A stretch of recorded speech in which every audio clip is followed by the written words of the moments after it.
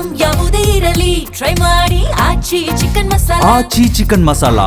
Iran, America, Israel ನಡುವೆ ಯುದ್ಧ ದಿನದಿಂದ ದಿನಕ್ಕೆ ಹೆಚ್ಚಾಗುತ್ತಲೇ ಇದೆ. ಈ ನಡುವೆ ಹಾರ್ಮುಜ್ ಜಲಸಂಧಿಯಲ್ಲಿ ಉದ್ವಿಗ್ನತೆ ಸೃಷ್ಟಿಸಿರುವ ಇರಾನ್ ಈಗ ಮತ್ತೊಂದು ಪ್ರಮುಖ ಜಲಸಂಧಿಯನ್ನ ಮುಚ್ಚುವ ತಂತ್ರಗಾರಿಕೆ ನಡೆಸ್ತಾ ಇದೆ. ಈ ಮೂಲಕ ಇಡೀ ಜಗತ್ತಿಗೆ ಮಾಸ್ಟರ್ ಶಾಕ್ ಕೊಡಲು ಚಿಂತನೆ ನಡೆಸಿದೆ ಅಂತ ಹೇಳಲಾಗ್ತಾ ಇದೆ. ಈ ಬಗ್ಗೆ ಒಂದು ರಿಪೋರ್ಟ್ ಇಲ್ಲಿದೆ ನೋಡಿ. ಜಗತ್ತಿನ 5 ದೇಶಗಳಿಗೆ ಹಾರ್ಮುಜ್ ಪ್ರವೇಶಕ್ಕೆ ಅನುಮತಿ. ಮಧ್ಯಪ್ರಾಚ್ಯ ಸಂಘರ್ಷದಿಂದ ಭಾರತಕ್ಕೆ ಎಫೆಕ್ಟ್. ನಾಳೆ ಎಲ್ಲ ರಾಜ್ಯಗಳ ಸಿಎಂ ಜೊತೆ ಮೋದಿ ಚರ್ಚೆ.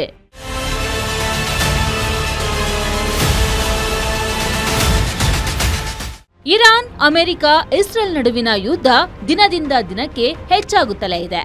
ಅಮೆರಿಕ ಮತ್ತು ಇರಾನ್ ಶಾಂತಿ ಮಾತುಕತೆಗೆ ಸಿದ್ಧವಿದ್ದೇವೆ ಎಂದು ತಿಳಿಸಿ ಷರತ್ತು ಪ್ರತಿ ಷರತ್ತುಗಳನ್ನ ಒಡ್ಡಿದ್ದರೂ ಯುದ್ಧದ ಉದ್ವಿಗ್ನತೆ ಮಾತ್ರ ಕಡಿಮೆಗೊಂಡಿಲ್ಲ. ಇರಾನ್ ಹಾರ್ಮುಜ್ ಜಲಸಂಧಿಯ ಮೇಲೆ ನಿರ್ಬಂಧ ಹೇರುವಲ್ಲಿ ಪ್ರಮುಖ ಪಾತ್ರ ವಹಿಸಿದ್ದ ಇರಾನ್ನ ನೌಕಾಪಡೆಯ ಕಮಾಂಡರ್ ಅಲಿರೆಜಾ ತಂಗ್ಸಿರಿ ಅವರು ಇಂದು ನಡೆದ ವೈಮಾನಿಕ ದಾಳಿಯಲ್ಲಿ ಸಾವನ್ನಪ್ಪಿದ್ದಾರೆ.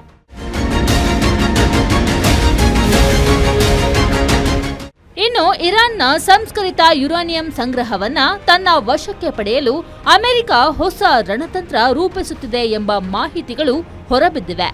ಸಂಧಾನ ಮಾತುಕತೆಗೆ ಇರಾನ್ ಒಪ್ಪದಿದ್ದಲ್ಲಿ ಅಮೆರಿಕ ಸೈನ್ಯವು ನೇರವಾಗಿ ಇರಾನ್ ನೆಲಕ್ಕೆ ಸೈನಿಕರನ್ನ ಇಳಿಸಿ ಕಾರ್ಯಾಚರಣೆ ನಡೆಸುವ ಸಾಧ್ಯತೆಯೂ ಇದೆ. ಇದಕ್ಕೆ ಪ್ರತಿಯಾಗಿ ಇರಾನ್ ಈಗ ಮತ್ತೊಂದು ಪ್ರಮುಖ ಜಲಸಂಧಿಯನ್ನ ಮುಚ್ಚುವ ತಂತ್ರ ನಡೆಸುತ್ತಿದೆ. ಅರಬ್ಬಿ ಸಮುದ್ರ ಮತ್ತು ಕೆಂಪು ಸಮುದ್ರವನ್ನ ಸಂಪರ್ಕಿಸುವ ಜಾಬಲ್ ಮಂದೇಬ್ ಜಲಸಂಧಿಯ ಮೇಲೆ ಇರಾನ್ ಸೇನೆ ಕಣ್ಣು ಹಾಕಿದೆ.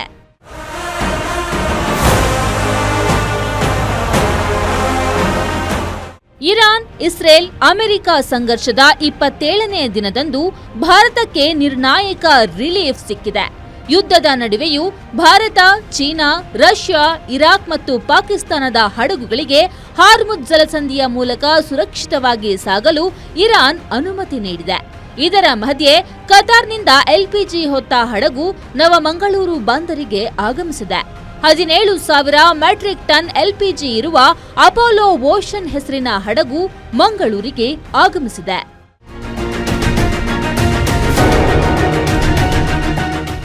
ಇರಾನ್, ಅಮೆರಿಕ ಯುದ್ಧದಿಂದ ಮಧ್ಯಪ್ರಾಚ್ಯ ಅಷ್ಟೇ ಅಲ್ಲದೆ ಭಾರತದ ಮೇಲೂ ಹೆಚ್ಚಿನ ಪರಿಣಾಮ ಬೀರಿದೆ.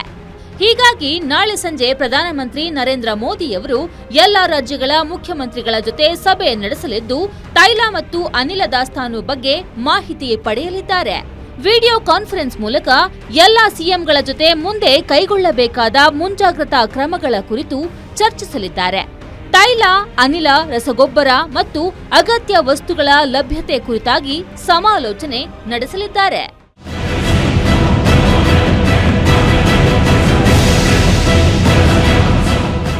ಒಟ್ಟಾರೆ ಪಶ್ಚಿಮ ಏಷ್ಯಾದಲ್ಲಿ ಉಲ್ಬಣಗೊಳ್ಳುತ್ತಿರುವ ಸಂಘರ್ಷದ ಮಧ್ಯೆ ಇರಾನ್ ಭಾರತಕ್ಕೆ ಗುಡ್ ನ್ಯೂಸ್ ನೀಡಿದೆ.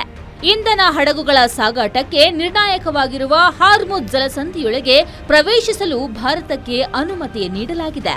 ಇದು ಭಾರತದ ರಾಜತಾಂತ್ರಿಕ ಗೆಲುವು ಎಂದೇ ಹೇಳಲಾಗುತ್ತಿದೆ. News desk, guarantee news, Bengaluru.